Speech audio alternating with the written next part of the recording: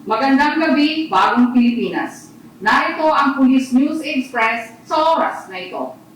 Kaugnay sa mga isinagawang pagtitipon sa Metro Manila ngayong Nobyembre 30, narito ang pinakahuling update kung saan mahigpit na tinutukan ng Philippine National Police ang seguridad at kaayusan para sa publiko. Nananatiling maayos at mapayapa ang kabuoang sitwasyon sa iba't ibang bahagi ng Maynila nitong November 30, kasabay ng serye ng kilos protesta at pagtitipon kabilang ang tinaguriang trilyon peso march. Mahigit 2,400 na pulis mula sa NCRPO ang itinalaga sa Mindiola, Recto Avenue, EDSA Shrine at iba pang protest sites upang siguraduhin ang public safety, crowd management at daloy ng trapiko.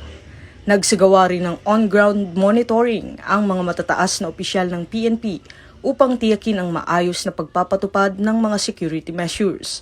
Kanina po ang alas 10 ng umaga, umabot tayo ng mga 5,000 yung dumating po rito galing po sila ng EDSA Shrine at pagdating po rito sa PPM, around 5,000 po ang nakapasok dito, no?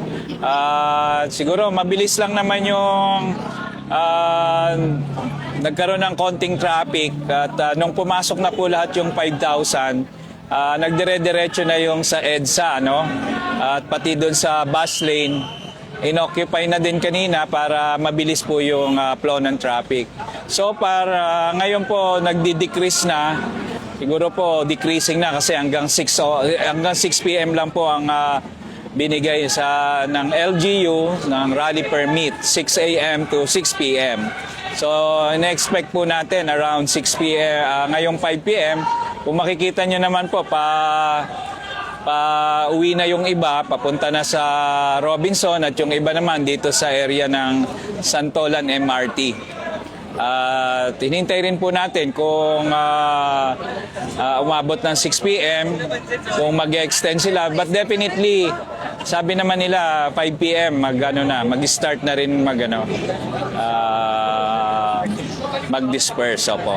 Maraming salamat po at naging maayos tong kabuuan ng event na ngayon dahil na rin sa coordination between the organizer at yung iba kasing organizer, mga dating general sa PNP, sa military. Maganda yung coordination natin, no? Sila mismo magre-report sa atin, tayo naman magre-responde, bibigyan natin ng solusyon yung isang problema. Yun po ang isang nakikita nating maganda. And the same time, yung LGU, very supportive pagdating dito sa ganitong programa. Kaya madali nating na-implement yung kung anong mga role ng bawat agency. Ako po si Police Lieutenant Colonel Brenda Garcia, nagbabalita para sa Police News Express. At ito po ang bagong PNP para sa bagong Pilipinas. Serbisyong mabilis, tapat at nararamdaman.